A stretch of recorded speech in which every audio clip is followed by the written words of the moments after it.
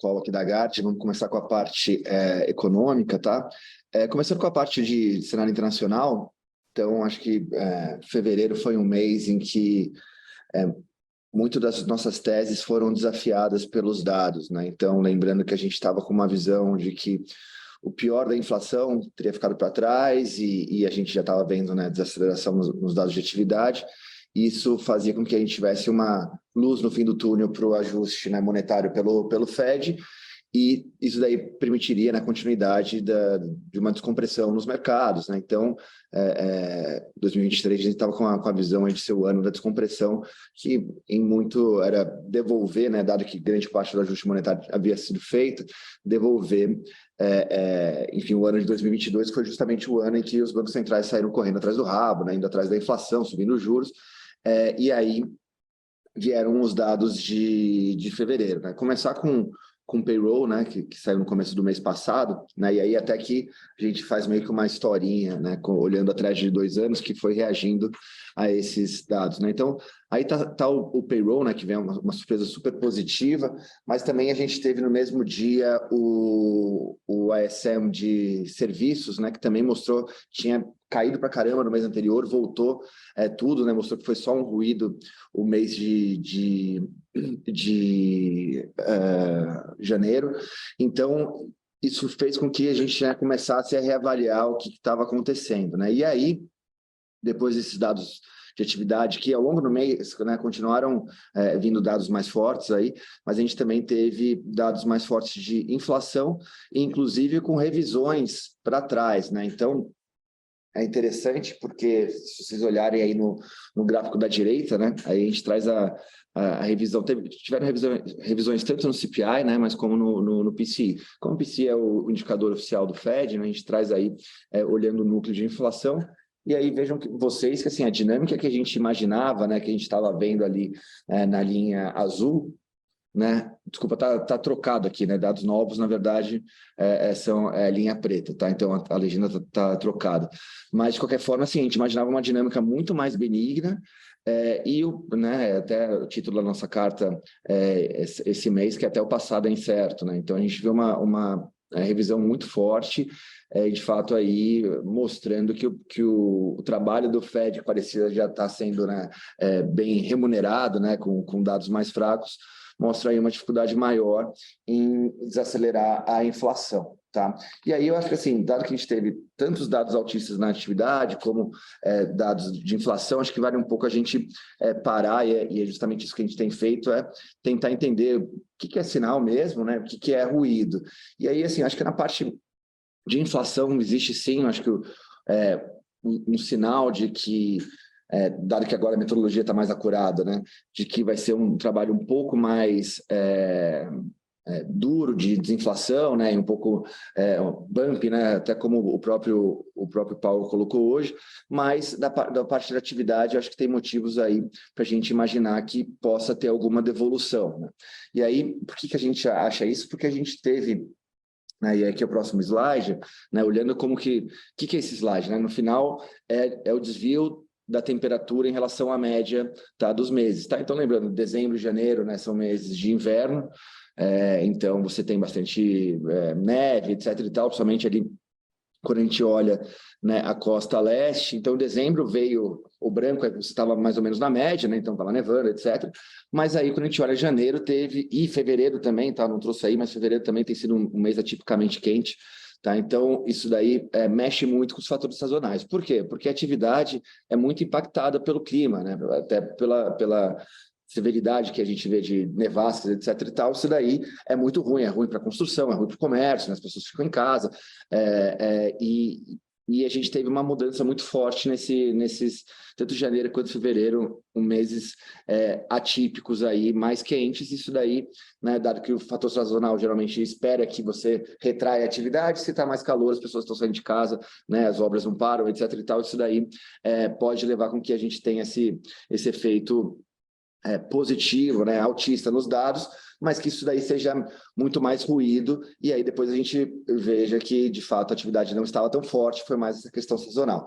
E por que a gente, enfim, acha que é isso? Até porque, enfim, as condições financeiras vieram apertando ao longo do ano passado inteiro, não existe motivos, não existem vetores na nossa cabeça que fariam com que a atividade estivesse reacelerando agora, né? Até porque, assim, a gente já viu o que aconteceu nos juros, o imposto fiscal menor, então, assim, não tem muito de onde vir esse crescimento, então tem muito mais cara de ser ruído do que ser um sinal, né? O problema é assim, quando vai ficar claro que a gente, né, que isso aconteceu, a gente vai ter o payroll nessa semana, pode ter já um sinal de que aqueles 500 mil foram fora da curva e você já volta. O problema, como eu falei, né, esse payroll é em relação a fevereiro, que também foi um mês quente, né? Então pode ser que ainda esteja contaminado. O ponto é que provavelmente quando a gente estiver no começo de abril, olhando os dados de março, né, provavelmente já devolvendo aí esse efeito da temperatura, aí sim a gente possa ter uma visão mais clara, né, de que de fato era realmente ruído ou não. Então, assim, nosso cenário está errado e a atividade está mais forte mesmo.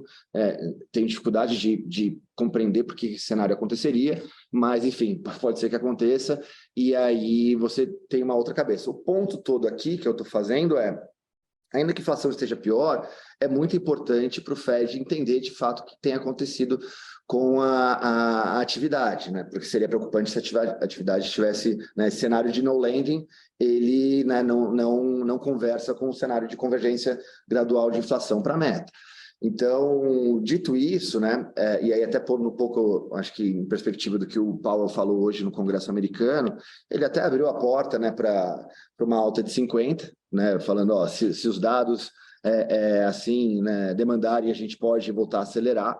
No entanto, ele até coloca assim, essa totalidade dos dados, né, de fato confirmarem, que eu acho que assim, é isso. Se eu tiver errado aqui com os dados de atividade estiverem muito mais fortes, aí eles poderiam acelerar para 50. Ainda acho que a barra é alta, tá? A gente ainda mantém o 25, até porque eu acho que faz mais sentido, né? Dado que tem essa grande dúvida sobre o que está acontecendo nos fatores sazonais aí com esse distúrbio climático, faz sentido você esperar e, inclusive, pode ser que se o Fed tenha que levar o Fed Funds para 6, pode, mas, assim, eu acho que a escolha ótima hoje, né, dado que você tem uma incerteza significativa à frente, seria você, mesmo que tenha aqui, no final das contas, levar para 6, você faça de 25 e não de 50, né? No entanto, os mercados, né, estão precificando aí uma chance bem significativa, até majoritária, de 50 na próxima. No entanto, a gente acha que não. Inclusive, assim, nosso sentimento aqui é que quando a gente estiver, né, em abril, maio, olhando o estado da economia, como não acredito que a atividade esteja forte, mas sim que ela esteja desacelerando,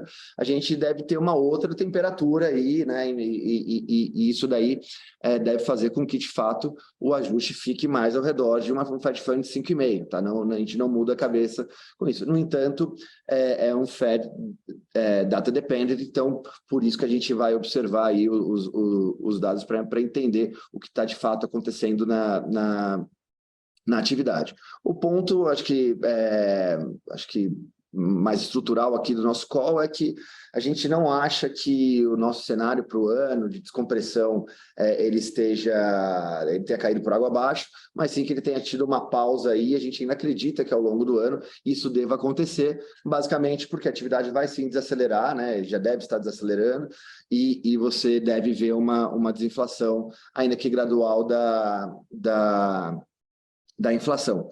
Isso nos leva a crer que aí você, enfim, migra aí para um Fed Funds ao redor de 5,5 e mantém nesse nível aí por um tempo prolongado, né? Acho que a próxima parte, acho que ajuste aí não vai ser mais discutir qual que é o ponto final, mas sim quanto tempo o Fed vai manter a taxa de juros em níveis restritivos. No entanto, assim, é muito ruído nesse curto prazo, né? Eu acho que até o fato da gente ter visto grandes revisões para trás, acho que tudo isso daí leva um tempo para ser digerido pelo mercado, né? Está super a risco aí com os dados que estão saindo, mas a gente mantém a visão estrutural de que em algum momento a gente vai ver a descompressão, tá? E aí aqui, obviamente, o cenário dos Estados Unidos é o que puxa o mundo inteiro, né?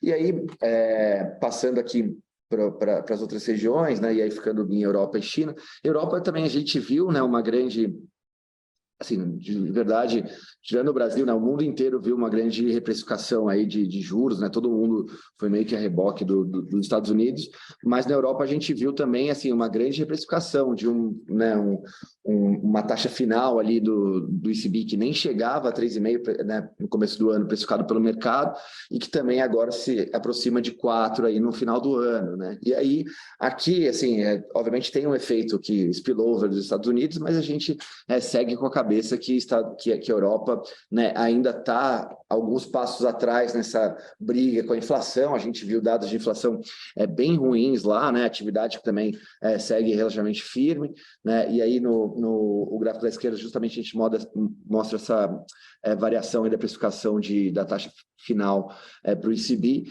e aí do lado direito também a variação anual dos salários esperada, né, que também, enfim, é algo que deve retroalimentar aí a inflação. Então, aqui, a gente acha que os dados vêm convergindo ou vêm reforçando aí a necessidade de um ajuste adicional, né, do ECB, como a gente vinha falando antes, e a gente também tem notado aí que desde dezembro, né, que quando teve aquela primeira guinada rock da Lagarde, mas de certa maneira os speakers continuam vindo para esse lado aí mais hawkish, tá?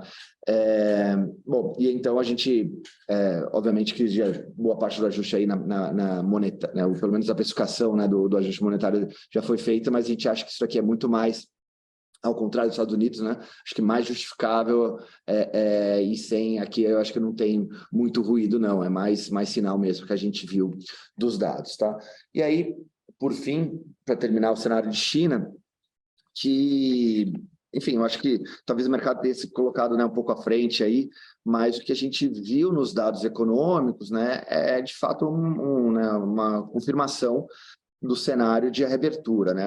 Assim, acho que a China tem toda a discussão estrutural, né, sobre housing e tal, e até um pouco da retórica do governo sobre housing melhorou um pouco, né? A gente viu um pouco de algumas medidas pontuais, né? Então, até nesse gráfico da direita, a gente traz aí, né, que na margem, a gente começou a ver nessa linha preta aí um crescimento dos preços de casas, etc. Então, parece que o mercado de housing deu uma estabilizada, foi um grande drag de crescimento lá atrás, tá um pouco melhor na margem, mas acho que o grande vetor aí para nossa otimismo com China nesse ano é a reabertura, né? A gente veio criticando a política de zero casos Covid na China por um tempo prolongado, e quando eles soltaram isso daí em novembro do ano passado, né? E aí foi assim, da água para o vinho mesmo, e a gente está vendo ainda uma grande recuperação da atividade. A gente viu isso daí nos PMIs, principalmente PMIs de serviços, né? E aí uma coisa que eu ressalto aqui pela experiência que a gente viu de reabertura em outros países, né, próprio Brasil, assim, esse processo de reabertura é muito forte, né? Obviamente a gente pode discutir quanto que o minério de ferro vai se beneficiar, né, da reabertura de serviços na China, né? Eu acho que tem um pouco do efeito composição, mas para o crescimento como um todo da China, eu acho que é inegável que você tem um vetor muito poderoso aí nesse curto prazo, tá, para esse ano. A gente tem trabalhado aí com um crescimento desse ano, enfim, acima de 5,5, né? Acho que é alguma coisa entre 5,5 e 6, justamente por esse vetor da reabertura e a estabilização do mercado de housing. No entanto, né, eu acho que uma coisa que deu uma assustada, ou pelo menos decepcionada no mercado, foi essa meta anual, né, relativamente modesta do governo chinês nesse fim de semana, que colocou em 5%. Mas, assim, a gente vê pela história que isso é meio o lower bound, né? Não necessariamente é algo que vai fazer com que o crescimento fique mais baixo, ou que a gente tenha que revisar a nossa projeção de crescimento para baixo. Pelo contrário, até vendo, enfim, outras casas aí, bancos que olham no detalhe China, todo mundo tem revisado, né, o crescimento para cima, tá? Então, a gente segue relativamente otimista com China, tá? E aí, então, assim, só fazendo um wrap-up, eu acho que a gente está passando por um momento meio turbulento, né? De novo, assim, toda vez que o mundo reconsidera onde que os Estados Unidos vai parar o final de ciclo, você tem essa dúvida aí, eu acho que um pouco desse atrito nos mercados, mas pensando nas próximas semanas e né, no próximo mês, a gente imagina que, pelo menos do lado da atividade, que ajudou bastante a pressurizar, né, a gente estava falando de descompressão, né, mas colocar pressão aí, a gente acha que isso daí começa a se normalizar aí com o tempo, tá? Mas, enfim, ainda a gente está bem incipiente nesse processo aí, vamos ver como que vai vir o payroll, tem a parte dos JOLTS também, que para a gente também começa a mostrar um mercado de trabalho, né, dando pelo menos uma acalmada. Então, eu acho que de pouco em pouco a gente vai reconstruir lá o nosso cenário, não acho que a gente deveria jogá-lo fora, tá? E aí, vindo para o Brasil, eu mostrei essa tabela, né, essa lista no último call, né? A gente teve umas adições nela, então tô vendo que assim vai chegar uma hora que eu vou ter que colocar uma letra minúscula ou dividir em alguns slides né? Essa agenda do retrocesso, né? Lembrando que a gente está com 66 dias de governo Lula e contando, né? Então, basicamente é uma agenda, né, grande de passos atrás. Eu gosto sempre de ressaltar que mesmo antes do governo, essa PEC da gastança, né, PEC da transição, ela já veio, né, vou colocar 2% de gasto estrutural a mais do PIB, então assim, já mostrou porque o governo veio, né, e terminou com teto de gastos, então isso assim já foi 2 pés na porta. Grande parte disso daqui já estava, né, vocês podem olhar a parte de valorização do salário mínimo, recomposição do funcionalismo público, investimento público crescendo, né, ou pelo menos com o intuito de crescer bastante, a nomeação de ministérios estatais. Eu coloquei aqui fundos de pensão também, né, que está com uma cara um pouco pior. Tem notícia também dos bancos públicos piorando, né, nível de diretoria, etc. Então, acho que tem muita coisa acontecendo aqui também na montagem, né, das equipes. A reforma da TLP, que até ganhou um pouco de força aí no fim de semana com a entrevista do Nelson Barbosa, né? Existe, enfim, volta dos bancos públicos aí, ou seja, o parafiscal aquecendo aí as turbinas, revisão da reforma trabalhista, política de preço da Petrobras, enfim, possibilidade de revisão da meta de inflação, esse embate com o Banco Central, né, que foi bem forte, principalmente no começo do mês passado. Bom, fim e revisão de privatizações, não acho que isso aqui vá à frente, né, mas pelo menos mostra o direcionamento. E aí a gente teve 2 últimos, né, que eu acho que esse penúltimo eu coloquei aí, o imposto de exportação de petróleo, que é, assim, horroroso, por 6 bi de receita, né? Eles passam uma linha que eu acho que nem os mais pessimistas imaginavam que eles iam passar esse negócio de taxar a exportação. Eu acho que abre um precedente, acho que assim, é ruim para o setor, né, que está investindo para caramba, né, tem planejamento de longo prazo, você fazer um negócio como a MP sorrateiramente aí para aumentar exportação. O problema não são nem os 4 meses que você vai ser tributado mais, mas só essa mudança de regra aí, sem discussão com o setor, sem discussão com o Congresso. Então, a maneira que foi feita é muito ruim, né? Eu acho que traz incertezas para o setor, que é um setor que tem investido bastante, né? Enfim, a gente tem visto aí tanto empresas estrangeiras como empresas brasileiras aí na extração de petróleo. Então, assim, é muito ruim, emblematicamente, assim, do que esse governo se propõe a trabalhar junto com o setor privado e abre um precedente, né? Tudo bem que, assim, isso daí foi feito para gerar arrecadação, então acho que abre um precedente para, por exemplo, você começar a falar, pô, o minério também ganha muito dinheiro, se a China recuperar, os preços estão altos, posso querer taxar, né? Dado que, como a gente vem falando, né, parece ser um ajuste fiscal muito baseado na receita. E outra coisa também, assim, fico imaginando quando se tem algum outro problema, como a gente teve no passado, em que, né, teve problema lá dos porcos na China, isso levou a uma pressão de preço de carne no mundo inteiro, se a gente pode ir para medidas, né, argentinas aí de taxa de exportação para manter o preço doméstico interno. Obviamente que o poder da bancada agro é muito forte, né? Mas, assim, parece tão absurdo a gente caminhar para algo parecido com o que a Argentina faz, que parece que é a cara desse governo. Então, enfim, eu acho que foi uma medida muito ruim para gerar 6 bi de receita. Eu acho que, assim, eles mostraram, acho que, assim, uma incapacidade grande de, sabe, entender e falar um pouco aí com o mercado, com o setor, e entender que isso daí seria uma péssima ideia. E aí essa mais nova, né, que eu coloquei agora hoje, né, que enfim, esse negócio da revisão da reforma da Previdência, que o ministro da Previdência falou, que quer rever o negócio lá de pensão de mortes e tal, que, enfim, tinha sido um ganho da reforma da Previdência. Então, assim, uma agenda do retrocesso grande, né? E aí, aqui, assim, até vou falar um pouco menos de economia, mas um pouco mais de mercado, porque a gente olha e fala assim, ouço muito isso, né? Com essa agenda tão ruim, por que o mercado está tão calmo, né? Por que está tudo tão tranquilo? Assim, são os gringos, não são, tal. E aí, de fato, assim, se a gente olha a taxa de câmbio, que é essa linha azul, né? A gente está, né, ao redor desse 5,20 aí, enfim, desde meados do ano passado. Então, mesmo com eleição, sem eleição, com Lula, enfim, sendo mais raivoso, não, a gente não saiu muito desse 5,20, no máximo aqui 5,30, 5,40, não, né, não.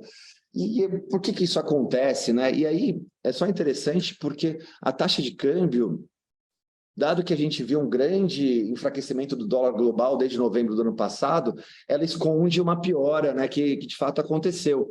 Então, o que aconteceu? Assim, o dólar no mundo enfraqueceu e o Brasil não surfou essa valorização da sua própria moeda, né? Então, a gente ficou meio parado enquanto o mundo inteiro apreciou em frente ao dólar. Se eu colocar, e aí aqui o exercício que eu faço com essa linha pontilhada, eu falo assim, bom, se eu ponderar pelo preço né, eu faço uma cesta de emergência, que eu já mostrei aqui algumas vezes, né, para a gente se comparar aos nossos pares, né? Se o mundo, né, se essa cesta de emergência não tivesse se valorizado tanto, né, pelo movimento de enfraquecimento do dólar, qual seria o nosso câmbio aqui, né, preços de novembro de 22, né?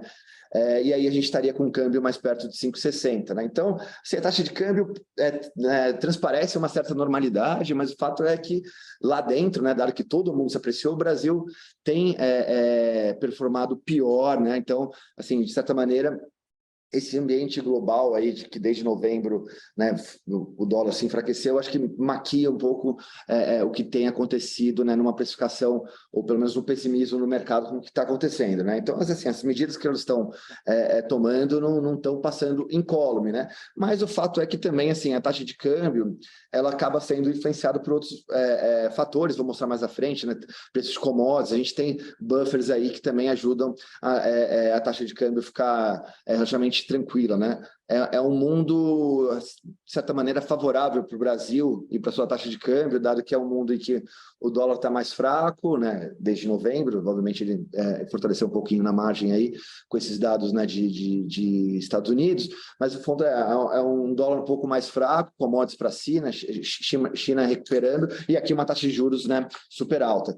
Mas aí, assim, apesar dessa aparente tranquilidade, quando a gente olha o mercado de juros, né, esse tem mostrado uma situação muito mais complicada. E aqui é interessante porque o mercado de juros, né, pelo contrário, né, o mundo inteiro tá com juros subindo, né, então aqui você não tem a favor, né, se você tiver até um pouco contra, e aqui eu acho que representa mesmo que, acho que assim, os medos fiscal e parafiscal e de credibilidade do Banco Central e de possibilidade de mudança de meta. Então, tudo aqui entra, né, na veia nesse mercado. E aí, o que chama a atenção aí com esses dois gráficos o mercado de juros mostra uma grande preocupação com os rumos que o governo está tomando, né?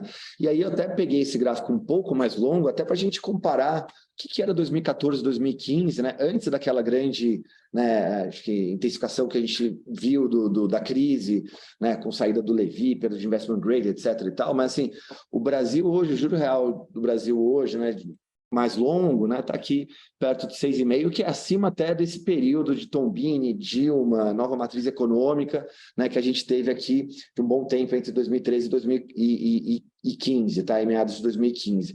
A inflação implícita, então, né, a gente está rodando com ela perto de 7%, né, que é bem acima daqueles 6%, lembrando que aqui a gente tinha uma meta que era 4,5%, com o Tombini, né, ainda mirando mais perto do topo da meta, ali em 5,5%, 6%, né, o parafiscal bombando, assim, ali era tudo de ruim e a gente estava com a implícita mais longa de 6%, hoje a gente está rodando com ela 7%, né?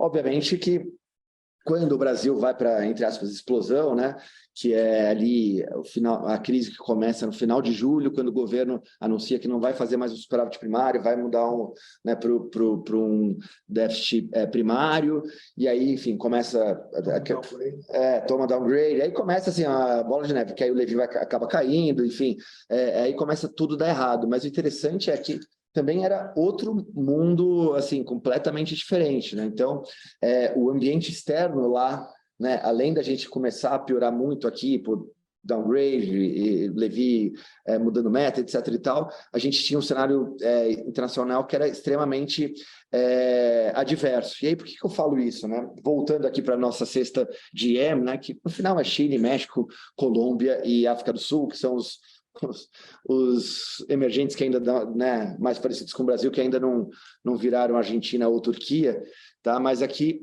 a gente vê que 2014, 2015, né, foi um movimento de grande dólar forte, tá? Então aqui foi uma grande desvalorização da cesta, enquanto hoje a gente sai de um nível super alto, mas numa dinâmica um pouco mais de enfraquecimento, e até se a gente estiver certo sobre descompressão, né, ao longo do ano deve acalmar aí. E no termo de troca, que nada mais é do que commodities, também a gente tinha visto uma grande queda desde 2014 até 2015, né? E hoje, ao contrário, a gente está vendo uma recuperação, né? Então, é interessante que, assim, comparando com o que aconteceu lá, porque basicamente a gente tem que se perguntar, bom, os preços estão tão esticados que você comprar a inflação implícita agora, você vai ter que imaginar que, assim, você vai perder totalmente o controle como foi lá, né? Mas lá o ambiente externo também era muito diferente, né? Então, o ambiente externo, você tinha, né, tanto a dinâmica de um dólar forte, como forte queda de commodities, e assim, coincidentemente, né, o Brasil começa a piorar fortemente dia 22 de julho, com a mudança de meta, mas agosto de 2015, quem procurar as notícias lá, assim, foi caos na terra, né? Porque você tinha um medo gigantesco de hard landing na China, teve dia que o S&P caiu 5% num dia, ele em uma semana caiu 11%, então teve um flash crash lá. Então, assim, foi um mundo que era muito, assim, muito turbulento, né? Que, assim, se contrapõe ao mundo volátil que a gente está hoje, mas nem se compara com aquilo, né? Somente para um país emergente, tá? Então, parece que assim é um outro ambiente externo que de fato para esse ambiente externo a gente está bem descontado, no entanto, para a próxima pernada, né, esse ambiente externo meio que serve como um buffer, ou pelo menos, né, um anestésico aí, tá? E aí outra coisa que é interessante, que assim, a gente olha muito o mercado internacional, mas a gente tem que olhar também os fundamentos domésticos, né? E aí aqui eu gosto muito de olhar assim o nosso balanço de pagamentos como buffer, né? E lá também em 2014, 2015, a gente estava rodando com déficit de conta corrente de 4,5, né? Que é tido alto para o país emergente. Principalmente um país emergente que não tem investment grade, né, ou aqui no caso que perdeu investment grade, então tem acesso a menos pool de investimentos externos, né? E lembrando que assim, em 2014 e 2015 a gente chegou a rodar com a balança comercial negativa, né? A gente não lembra direito, mas assim, era um cenário muito mais desafiador. Já dessa vez, como eu mostrei no call passado, a gente está vendo uma aceleração da balança comercial, né? Então, ela rodou em 62 bi, deve ficar acima de 70 bi esse ano, porque os preços de commodities estão melhores, porque o preço de fertilizantes, né, caiu para caramba, isso aí foi algo que pesou muito nas nossas compras ano passado, o PIB está desacelerando, né? Então, assim, tudo que a gente vê acho que assim, é uma grande sustentabilidade do nosso setor externo, né? Principalmente olhando conta corrente, que a gente espera que, né, comece a se acalmar ou a diminuir o déficit para frente, tá? Eu acho que isso aqui até lower bound, consigo ver números até melhores do que isso, tá? E aí é interessante, porque tudo isso que eu falei, né, seja porque o dólar se enfraqueceu, seja porque o mundo não está na crise como 2014, 2015, ou seja porque, né, nossas contas externas estão, né, funcionam como bom buffer, tudo isso aí mostra, tipo, fica com esse sentimento de que o mercado está relativamente calmo, né? E assim, é interessante que quando a gente vai em Brasília e conversa muito, o grande termômetro lá é justamente o câmbio, né? Então, assim, o Lula fala raivoso com o Banco Central, o câmbio está 5,20, pior, o cenário está 5,30, né? E é interessante porque isso daí meio que dá, eu acho que o governo fica sentindo que está com mais pista para usar do que realmente está, né? Então, esse alarme do câmbio, né, passando no Jornal Nacional, câmbio a 6, ele não toca, isso daí só abre aí espaço para que o governo continue, né, dobrando a aposta em políticas que, assim, remetem muito ao que foi feito na Dilma, né, e coisas até piores, por exemplo, imposto sobre exportação, né, então, assim, é bem preocupante e para a gente fica um pouco na sensação que a gente está numa panela de pressão, né? E que em algum momento, ou as medidas que o governo tome sejam muito drásticas, por exemplo, vou mudar, interferir no Banco Central e colocar um cara que vai baixar a taxa.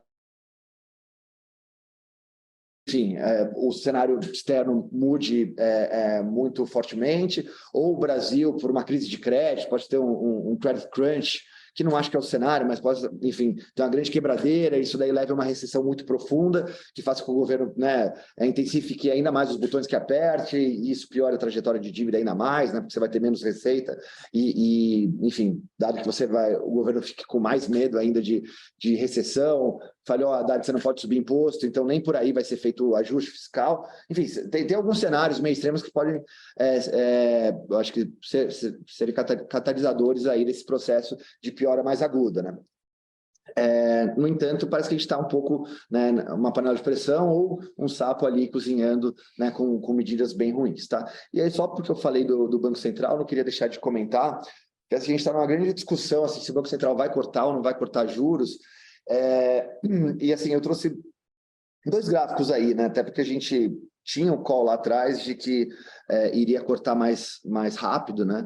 Então, antes das eleições, a gente imaginava que agora, já em março, estaria cortando. E, assim, no final, assim, imaginando um cenário contrafactual, né? De que o governo não tivesse ficado muito louco e começado nessa agenda extensiva aí do retrocesso, né? Provavelmente você teria o câmbio mais baixo, isso daí ajudaria a inflação corrente, né? Expectativas mais calmas, você não teria entrado nesse negócio daí enfim, você teria o teto, você teria a meta ainda em 3, etc. Então, tudo conspiraria aí para você estar cortando. No entanto, né, não parece que a gente está bem longe daquele ambiente que a gente pintava antes, né? E aí eu trago 2 gráficos, né?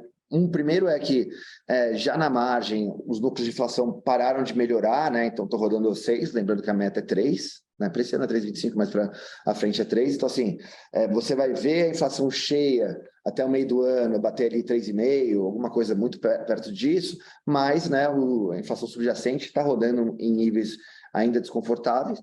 E eu acho que, assim, mais preocupante ainda é que você está com a expectativa de inflação, né, que em T+2, ou seja, 2 anos à frente, praticamente 3 anos à frente, né, 0,80, né, e tem prazo que está até 100 pontos acima da meta. Então, assim, você está voltando para aquela desancoragem lá do Tombini.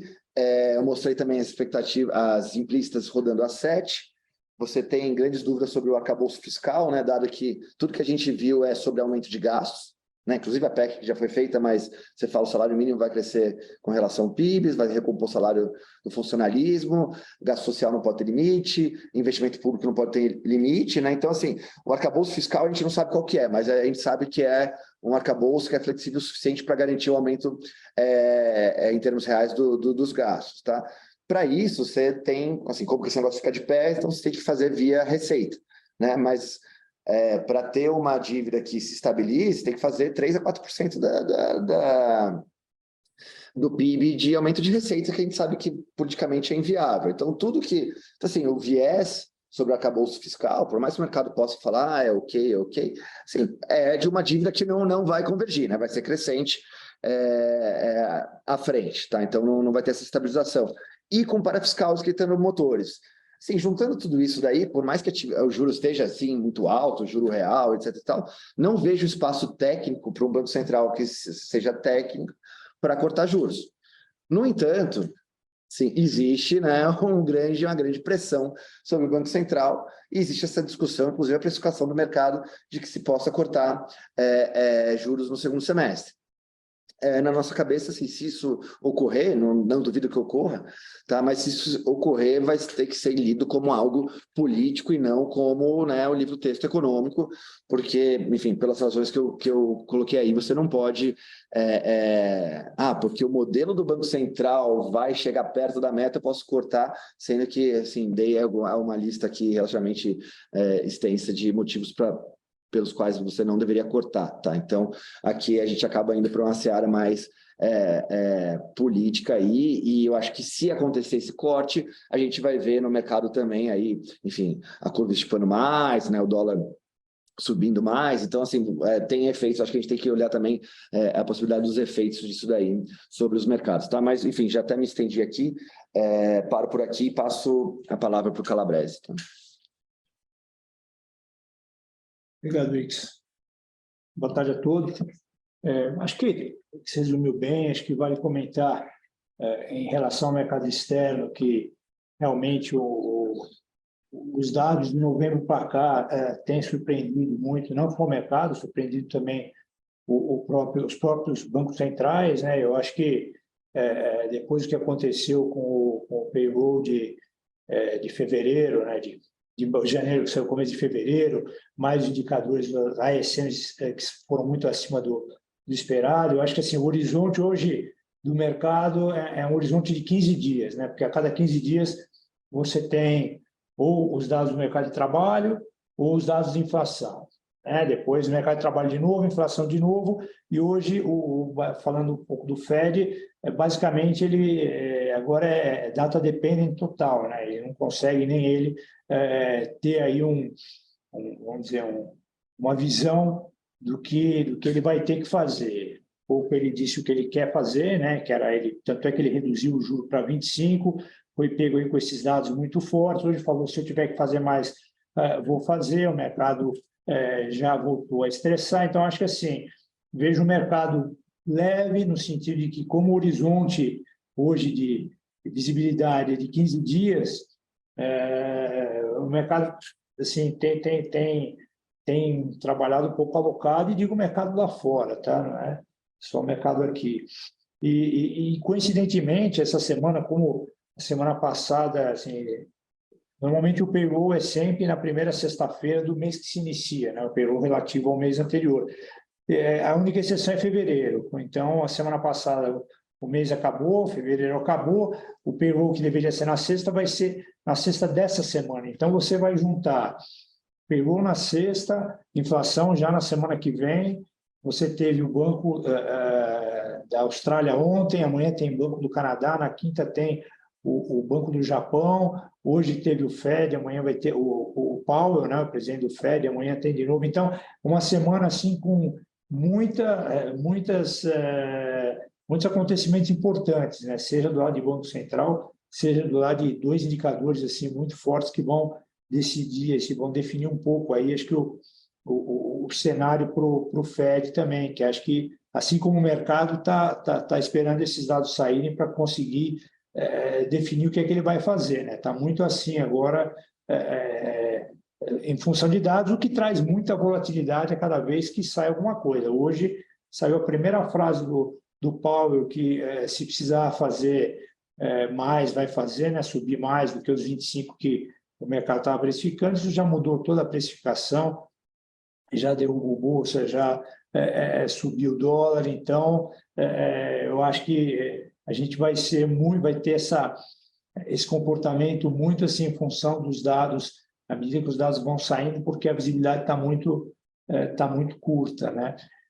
Já que para o Brasil, acho que realmente é uma situação em que a gente não gosta da agenda. Eu acho que se é uma coisa que esse juro tem ajudado aí a estabilizar a moeda, né? O mundo está muito nessa visão de carry trade. Então você pega aí as três moedas queridinhas que o mercado tem se alocado, o mercado internacional, é o México, é o peso mexicano, é o nosso real e é o florim húngaro, né? Que são três moedas com muito juro e que estão assim, em função desse juro, tendo um comportamento até melhor que o resto. Mas no mês passado, depois do payroll, foi um mês em que você teve bolsas para baixo, os juros para cima e o dólar para cima contra a maioria das moedas. Algumas raras exceções, do próprio México, né? Mas assim, o mercado se comportou realmente, mudou aquele cenário que vinha de Goldilocks, de soft landing e inflação caindo e Fed se preparando para parar, né, e parar o ciclo e deixar a taxa rolar. Então, mudou tudo em função de alguns números que vieram muito surpreendentes e que pode acontecer tudo ao contrário agora, sexta e na inflação da semana que vem. Por isso que eu digo que o horizonte está foi muito encurtado, né? Falando um pouco aí das posições, acho que vale mencionar principalmente três linhas, né? A linha de cupom, que foi ajudada por uma inclinação da curva do cupom cambial, e que é exatamente o nosso posicionamento, que continua, né? A gente tem aí um posicionamento de inclinação do ano contra 4 anos, e a parte curta, né?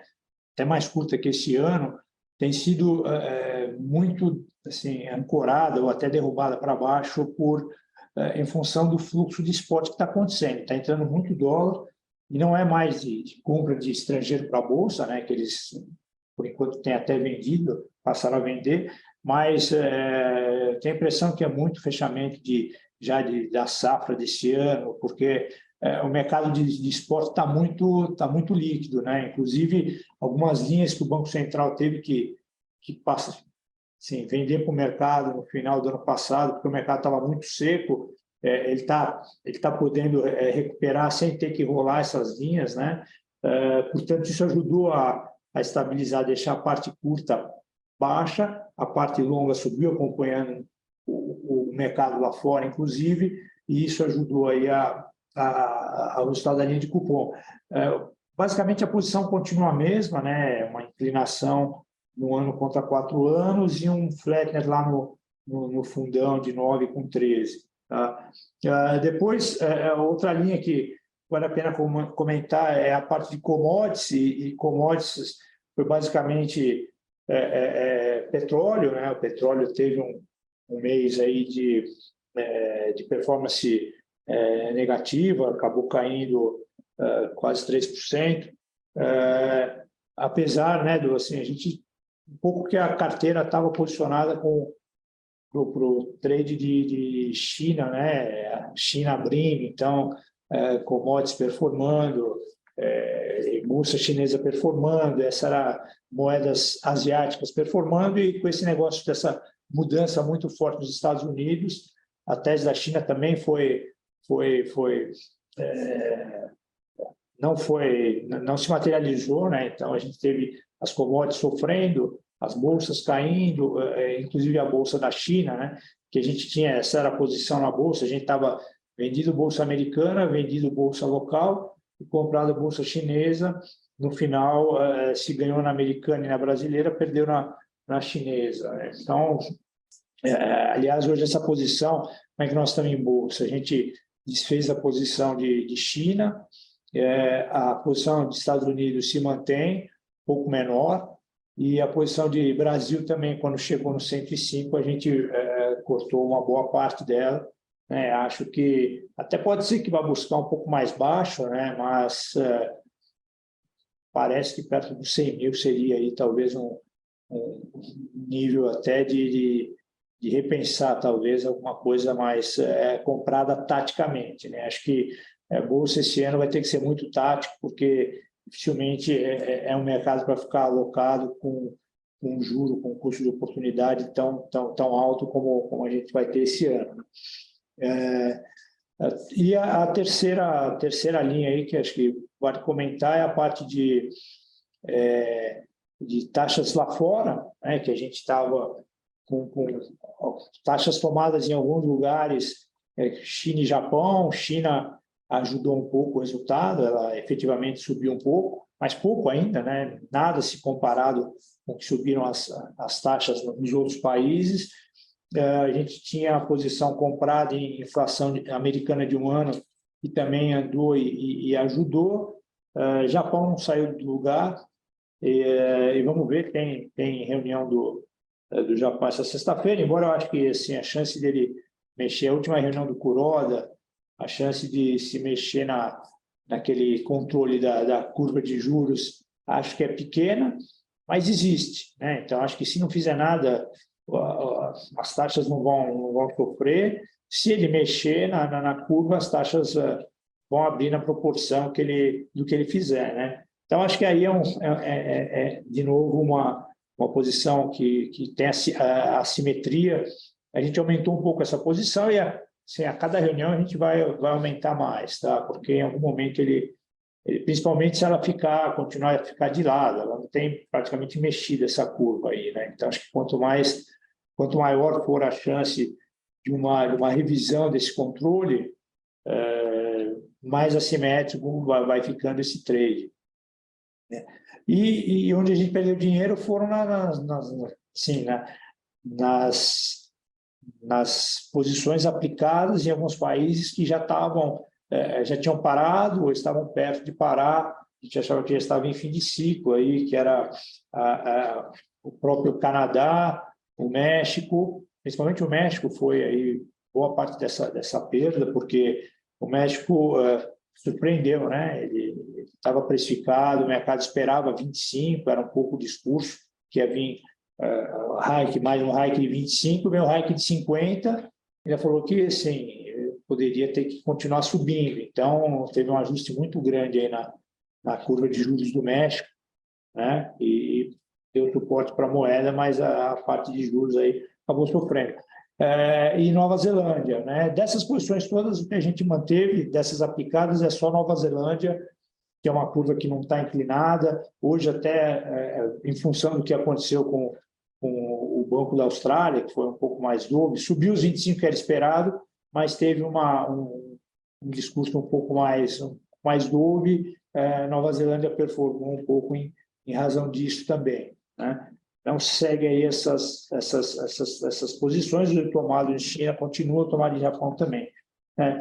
Depois, na parte de moedas, que a gente ganhou no real, ganhou em pound e perdeu nas asiáticas e não saiu muito do lugar. Hoje a gente tem um pouco mais de dólar real, né? A gente pensando aí no kit Brasil, a gente ainda tem um pouco de bolsa vendida, aumentou o dólar real, e a única posição que a gente mudou um pouco foi no pré, que a gente começou a aplicar um pouco do pré quase curto, aí, o pré de 2 anos, né? Acho que a pressão está tão grande contra o Banco Central, que com essa história de arcabouço fiscal, que para nós, acho pouca chance de sair alguma coisa que efetivamente seja blindado, enforceable e que funcione. Mas é capaz disso ser usado para pressionar e mais à frente, acho que não nessa, óbvio, mas tem a chance aí de, ainda esse ano, ele ter que começar a cortar juros. Não sei se, principalmente no meio do ano, na hora que a inflação, 12 de 12 meses, chegar perto dos 3, acho que vai ser uma pressão muito grande, o PT apavorado com a chance de você não ter crescimento esse ano, né? Então, acho que é capaz de vir aí uma forçada de barra. E aí, acho que o curto acaba tendo que, né, você tem dono da bola, o curto acaba tendo que andar, mas a parte longa é isso que a gente tem visto, ela tem se desgarrado, né? A gente tem visto aí um aumento da inclinação, que nada mais é do que esse prêmio de risco em função dessa incerteza, dessa dúvida toda em relação à meta fiscal e inclusive, à agenda do governo. E bolsa, como eu falei, a gente no 105 era o plano de voo, reduziu um pouco, ainda tem um pouco, mas acho que, não sei, mais um dia de capitulation, vale a pena talvez até trocar um pouco aí e tentar um tático comprado, né? Deixa eu ver se eu já falei tudo. Commodities, a gente continua a comprar de petróleo, né? No mês passado, se perdeu no petróleo, se perdeu um pouco no ouro também. O ouro tem se comportado como as outras moedas, assim, quase que uma moeda que não tem taxa de juros, e desde que o dólar começou a se fortalecer, o ouro enfraqueceu. Hoje, por exemplo, eu vi que ele perde bastante, mas essa posição já foi encerrada lá atrás, né? E na parte de inflação, bens, etc., a gente só está com posições de valor relativo, a gente gosta de ficar vendido na B30, comprado contra algumas outras aí, 26, 28, a 30, a 32, mas sem direcional nesse mercado por hora, tá? Acho que é isso, vou parar por aqui, e se tiver perguntas, eu vi que estão à disposição. Perfeito, obrigada, Calabrese e Wix. A gente tem algumas perguntas, sim, vou trazer para vocês. Primeira para o Calabrese. Sobre a curva de juros longos, virou o melhor termômetro de risco Brasil? o CDS, a menor relevância com o país credor em USD, dólar, o carrego de 13,75% limita a depreciação, bolsa com múltiplos deprimidos e técnico criam certo piso, e em momentos de risk-off, como gerir alocações em juros e moedas? Então, tem uma pergunta aqui um pouco mais completa. Não, acho que a pergunta está bem formulada e acho que a sequência está correta. Acho que hoje o melhor termômetro é mesmo a curva longa, porque ainda é um mercado que está sujeito só às forças de mercado, muito mais ligado acho, ao mercado local, né? Então, o câmbio, como a gente explicou, tem uma forte influência lá de fora e tem esse carry, como foi bem colocado aí na questão, o que ajuda ele a amortecer. É isso, a gente olha ele a 5,19, 5,20, está tudo bem, mas isso aí equivale a 5,57. A diferença é o que o mercado lá fora andou e que o nosso não né, que amorteceu a nossa piora. Depois, o CDS, realmente, a gente nem olha o CDS, acho que é um mercado hoje muito restrito, o país não tem dívida em dólar mais, o setor público, né, credor em dólar, então acho que isso não reflete, eu prefiro, concordo com a pergunta aí, prefiro olhar para a parte longa. Que mais, Nayara? Qual que é a próxima? E, por fim, em momentos de risk-off, como gerir alocações de juros e moedas? Que é um complemento dessa pergunta. O risk-off lá fora se comporta diferente do risk-off aqui na parte de juros, né? Lá, normalmente, quando você tem risk-off, os juros fecha, né? E quem estressa é o mercado de câmbio, o mercado, em momentos de estresse, corre para o dólar, vende bolsa e aplica juros, né? Então, é um pouco, acho que esse é o livro-texto para estresse lá fora. Aqui dentro, já não, já estressa o juro também, né? Então, quando você tem momentos de estresse, se corre para o dólar, mas se toma juro e se vende bolsa, né?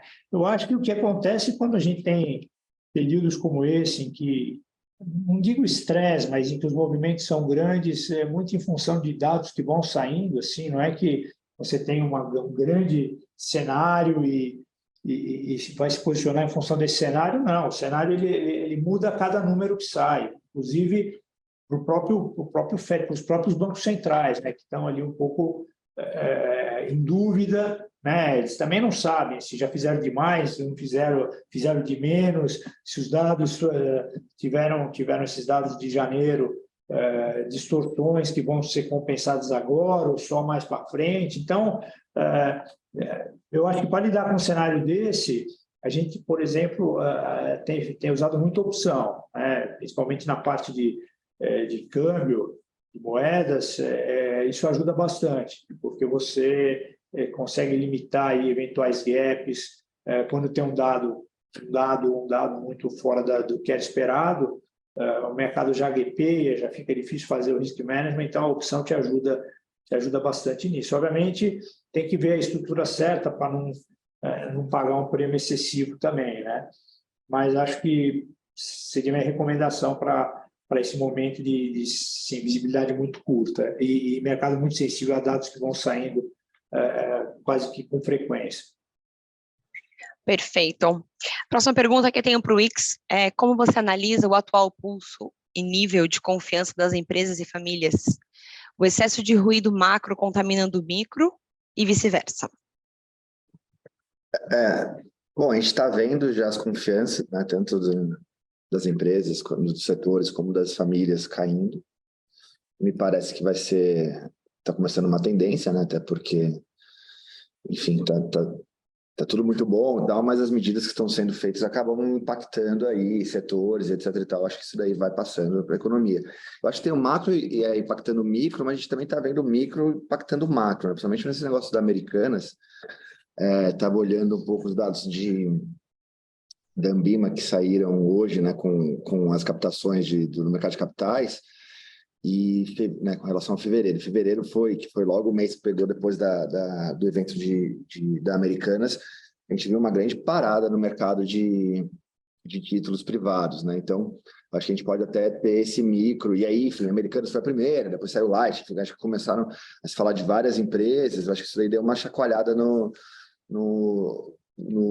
enfim, acho que no mercado de capitais, estava vendo que, enfim, diminuiu bastante, boa parte das emissões ficaram com os próprios bancos, né? Então, enfim, se os bancos estão pegando esse risco, aí você pode impactar o crédito, né, dos bancos para as empresas, para as pessoas físicas. Então, acho que pode ter até uma retroalimentação aí do micro para o macro também, tá? Então, a gente está preocupado aí com acho que essa via dupla aí, né, de medidas macro ruins e com eventos micro aí que devem impactar as confianças.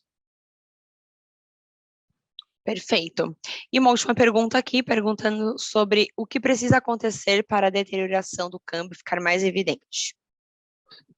Eu acho que ou você acabar o carry, né, que nem da primeira pergunta lá, que, enfim, é um negócio que, né, amortece bastante. Só um detalhe, o carry já não é nem tão grande, tá? Porque aqui a gente tem que medir o carry via prefixado menos o cupom cambial, né? Então, isso aí, se você pegar para um ano, hoje o carry está em torno de 6%, né? Que é uma violência, tá? Ele já teve bem maior, já chegou a 12%, foi caindo, está em 6%, tá? Eu acho que é isso, os juros e acho que é uma mudança, por exemplo, preço de commodities, acho que teria que ver alguma coisa lá de fora, mas assim, o que a gente fica imaginando, né? Até falei um pouco disso daí no último slide lá, coisas que podem acontecer, assim, que de fato façam que assustem, né? Eu acho que mexer no Banco Central ou colocar, enfim, indicar que o próximo presidente do Banco Central é um cara que vai saber advogar pela MMT, vai fazer controle na curva de juros, coisas desse tipo, eu acho que poderiam ser bem traumáticas aí para o câmbio.